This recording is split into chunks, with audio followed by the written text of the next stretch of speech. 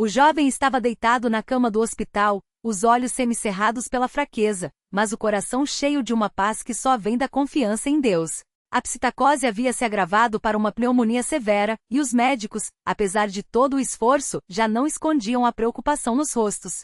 Os exames mostravam que os pulmões estavam comprometidos, a oxigenação caía a cada hora, e a família, embora crente, sentia o peso daquela prova. Mas ali, entre as paredes brancas do quarto, havia algo que os médicos não podiam medir: a oração incessante dos irmãos. A mãe do rapaz, Irmã Maria, não saía do seu lado. Ela segurava sua mão, murmurando salmos que havia decorado desde a infância. O Senhor é o meu pastor, nada me faltará.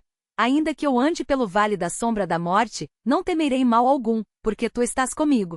As palavras saíam entre lágrimas, mas também com uma firmeza que só quem já viu Deus agir pode ter. O pai, irmão João, estava no canto do quarto, de joelhos, com a Bíblia aberta em Tiago 5, 14, 15. Está alguém entre vós doente? Chame os presbíteros da igreja, e orem sobre ele, ungindo-o com azeite em nome do Senhor. E a oração da fé salvará o doente, e o Senhor o levantará, e se houver cometido pecados, ser-lhes-ão perdoados. Enquanto isso, na congregação, a notícia da gravidade do irmão havia se espalhado, e os irmãos não esperaram ser chamados. Grupos de 2, 3 se reuniam nos cantos da sala de culto, nas casas, nos postos de trabalho, clamando a Deus pela vida daquele jovem. Alguns lembravam do irmão que poucas semanas antes estava saudável, cantando nos cultos, servindo na mesa do Senhor. Outros recordavam como ele sempre tinha uma palavra de ânimo para os mais novos na fé. Senhor, este servo teu ainda tem muito que fazer pelo teu nome, orava a irmã Clara, enquanto as lágrimas molhavam seu lenço.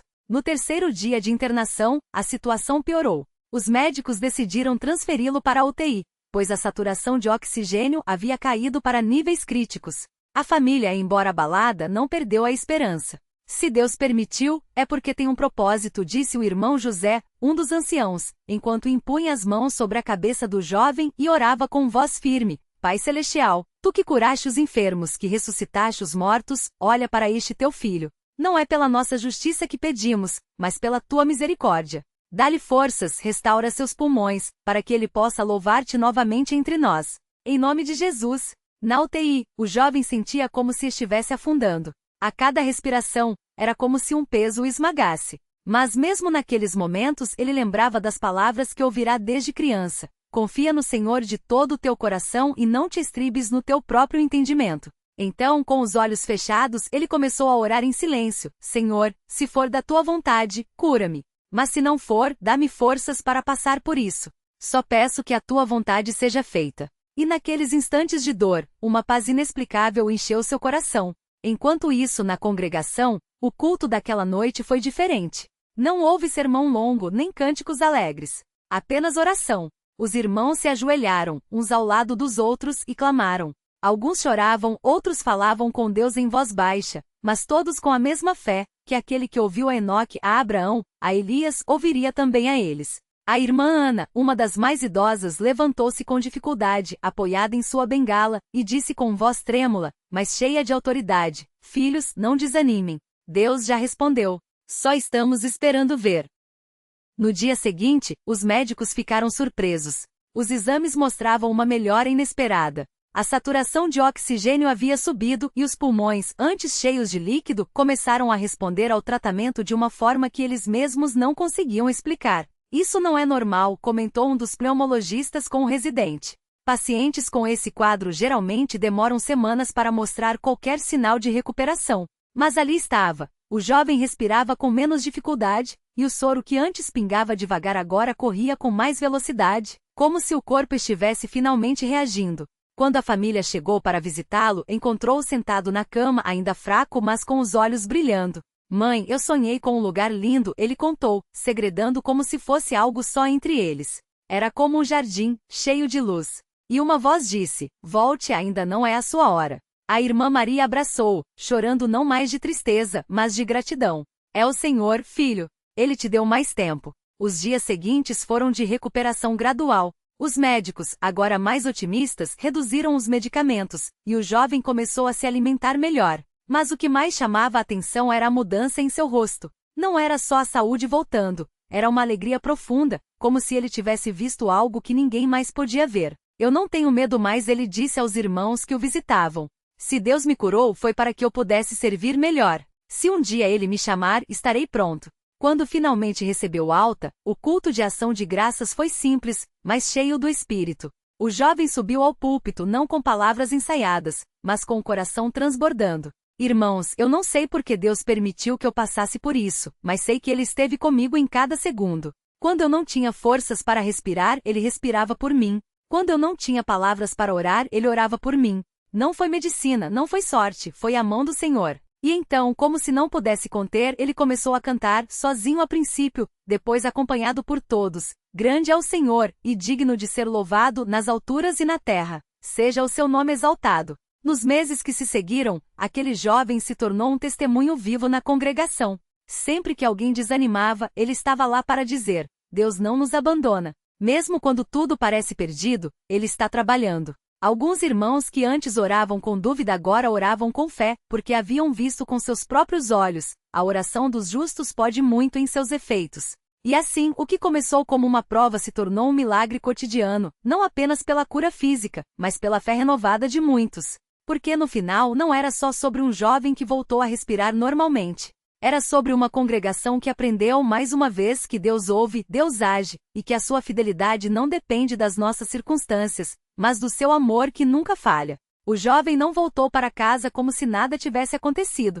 Não, ele voltou diferente. Cada respiração que dava era uma lembrança viva de que Deus havia estendido a mão e dito: ainda não é a tua hora. E essa consciência mudou tudo. Antes ele era um daqueles irmãos que ia aos cultos, ouvia a palavra, mas vivia como se a fé fosse só para os momentos de necessidade.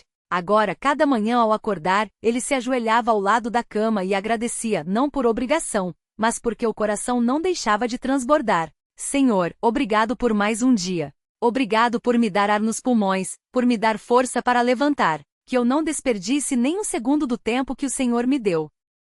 Sua mãe, que havia passado noites em claro ao seu lado no hospital, também mudou. Ela sempre fora uma irmã fiel, mas agora sua oração tinha um peso novo. Toda vez que via o filho respirar sem esforço, ela fechava os olhos e sussurrava: Glória a ti, Senhor, tu és bom.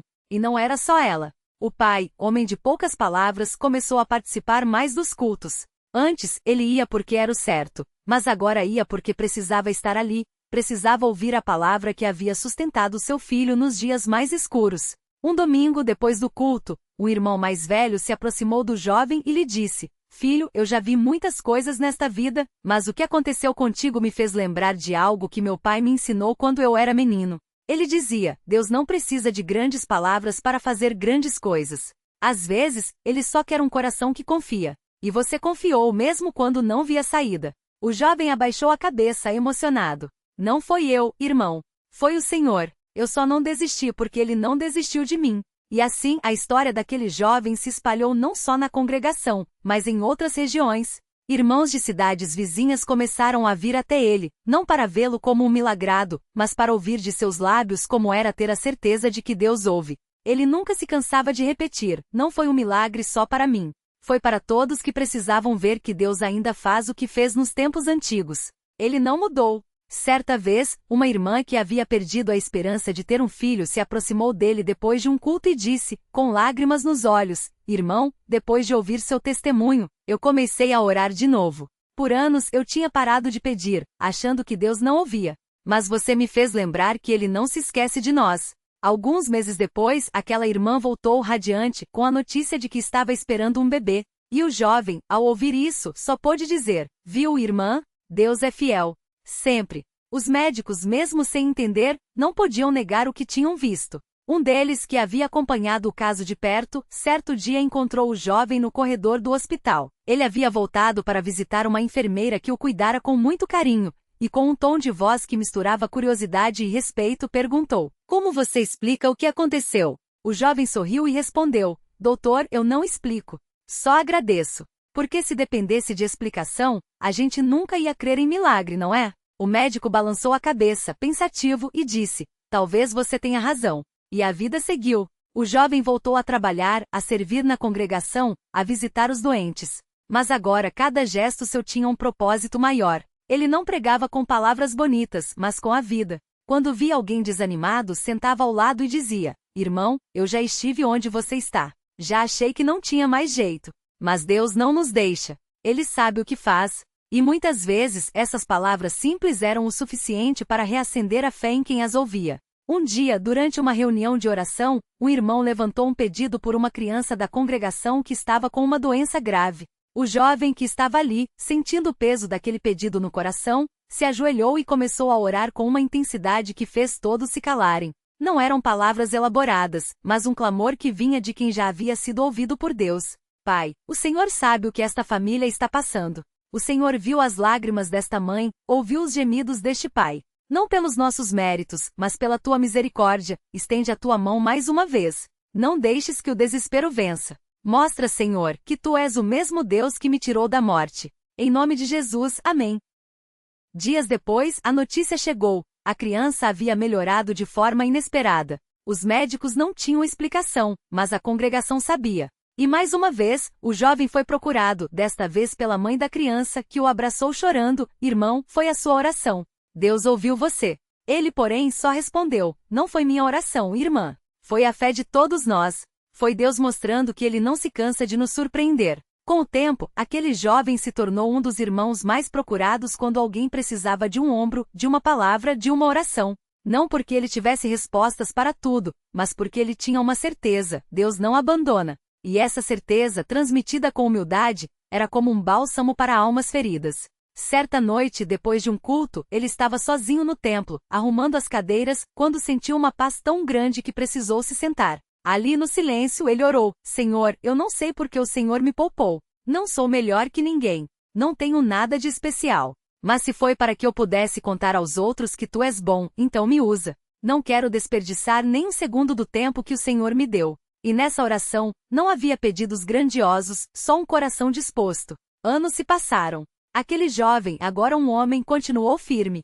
Suas cicatrizes físicas e emocionais não haviam desaparecido, mas elas se tornaram marcas de uma história que só Deus poderia ter escrito. E toda vez que alguém novo chegava à congregação e ouvia seu testemunho, a mesma pergunta surgia: como você conseguiu passar por tudo isso e ainda crer? E ele, com os olhos brilhando, respondia: porque eu não passei sozinho. Deus esteve comigo. E se Ele esteve comigo ali, vai estar com você também, não importa o que você esteja enfrentando. E assim, o que começou como uma doença que quase tirou uma vida se tornou um farol de esperança para muitos. Porque no final não se tratava só de uma cura. Tratava-se de um Deus que, mesmo quando tudo parece perdido, está trabalhando. Um Deus que ouve o clamor do seu povo. Um Deus que, como disse o salmista, sara os de coração quebrantado e cura-lhes as feridas. E a congregação, ao ver tudo isso, aprendia uma lição que nenhum sermão poderia ensinar tão profundamente. A fé não é sobre ter todas as respostas.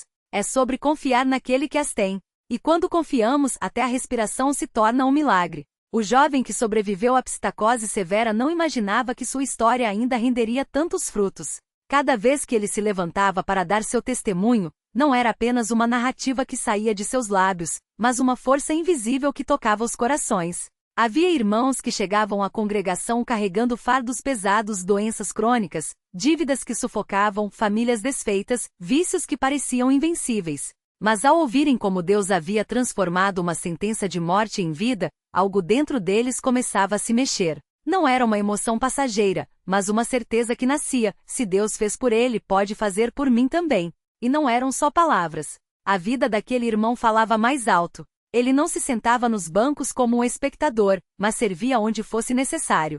Se precisavam de alguém para limpar o templo antes das reuniões, ele estava lá. Se um irmão mais velho precisava de ajuda para chegar até a congregação, ele oferecia o braço. Se uma irmã chorava em silêncio nos fundos do salão, ele se aproximava com um lenço e uma oração. Não era por obrigação, mas porque entendia que cada gesto de amor era uma resposta à misericórdia que havia recebido. O Senhor me deu uma segunda chance, dizia ele aos mais novos, e eu não vou gastá-la só pensando em mim.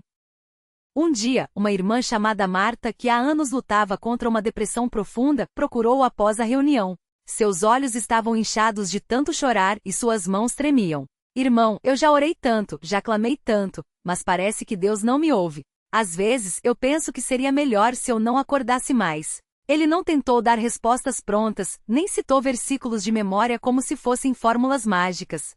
Em vez disso, sentou-se ao lado dela e contou como, nos dias mais escuros da doença, quando a febre queimava e os pulmões ardiam, ele também tinha dúvidas. Eu gritava com Deus, irmã. Perguntava por quê. Mas sabe o que ele me mostrou? Que mesmo quando eu não sentia sua presença, ele estava segurando minha mão. E hoje, olhando para trás, vejo que aqueles foram os momentos em que ele me carregou no colo, como um pai faz com um filho doente. Marta não se curou da noite para o dia. Mas algo mudou dentro dela naquele momento. Não era a depressão que havia sumido, mas a solidão. Ela passou a frequentar as reuniões com mais assiduidade, e aos poucos começou a participar dos cânticos, mesmo que sua voz saísse trêmula. Um domingo, meses depois, ela se levantou e deu seu próprio testemunho. Não era uma história de cura instantânea, mas de uma luz que tinha começado a brilhar no túnel. Eu ainda tenho dias difíceis, admitiu, mas agora sei que não estou sozinha. E isso já é um milagre.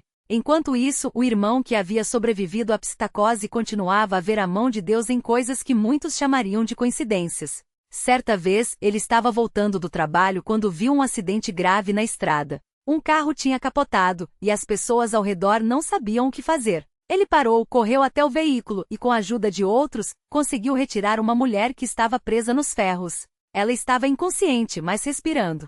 Enquanto esperavam a ambulância, ele segurou a mão dela e orou em voz baixa: Senhor, tu que me deixa o fôlego de volta, dá a esta irmã também. Não por merecimento, mas por tua bondade. Mais tarde, soube que a mulher havia sobrevivido, e que os médicos disseram que se tivesse demorado mais 5 minutos, ela não teria resistido. Outro sinal de que Deus nos usa onde Ele quer, pensou ele, sem contar a ninguém, guardando aquilo como mais uma prova silenciosa da fidelidade do Pai. Mas nem tudo eram vitórias visíveis. Houve momentos em que ele próprio sentiu o peso da batalha. Uma noite, depois de um dia exaustivo no trabalho, chegou em casa e sentou-se à mesa, esgotado. Sua esposa, que sempre fora seu porto seguro, percebeu seu desânimo. O que foi, amor? Perguntou, colocando a mão sobre a dele. Ele suspirou. Às vezes, eu me sinto como se não estivesse fazendo o suficiente. Vejo tanta necessidade, tanta dor, e eu sou só um homem com minhas limitações. Ela não respondeu logo. Em vez disso, pegou a Bíblia que estava sobre a mesa e abriu em Salmos 121. Eleva os meus olhos para os montes, de onde virá o meu socorro. O meu socorro vem do Senhor, que fez o céu e a terra. Então, olhando nos olhos dele, disse: Você não precisa salvar o mundo. Só precisa ser fiel onde Deus te colocou. O resto, Ele faz. E Deus fazia sim, em pequenas coisas quase imperceptíveis, mas que faziam toda a diferença. Como a vez em que um jovem recém-chegado à congregação confessou que estava prestes a desistir da fé porque não via sentido em continuar. Todo mundo fala de milagres, mas na minha vida, nada acontece, desabafou. O irmão o levou para caminhar pelo pátio da congregação, e enquanto andavam, começou a contar não só sobre a psitacose, mas sobre as vezes em que Deus havia respondido de maneiras que ele só percebeu depois. Uma vez, eu precisei de um emprego urgente. Não tinha nem dinheiro para o ônibus. No dia seguinte, um irmão que nem sabia da minha necessidade me ofereceu uma carona e, no caminho, falou de uma vaga que tinha aberto justamente no meu ramo. Coincidência? Não. Era Deus agindo. Às vezes ele não muda a montanha, mas nos dá força para escalá-la. Outras vezes ele move a montanha sem a gente nem perceber. O jovem ouvia em silêncio, mas seus olhos já não estavam tão vazios.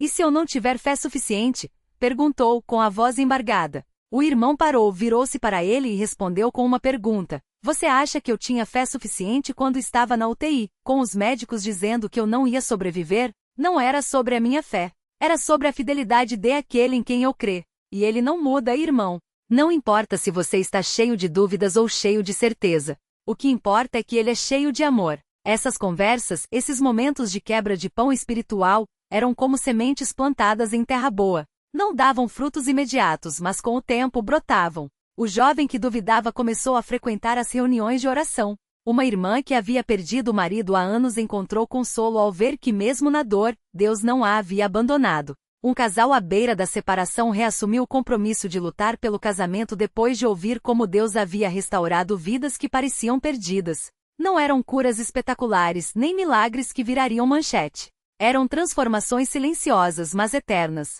E o irmão que havia sido curado da psitacose? Ele continuou sua jornada, aprendendo que a gratidão não é um sentimento passageiro, mas um estilo de vida.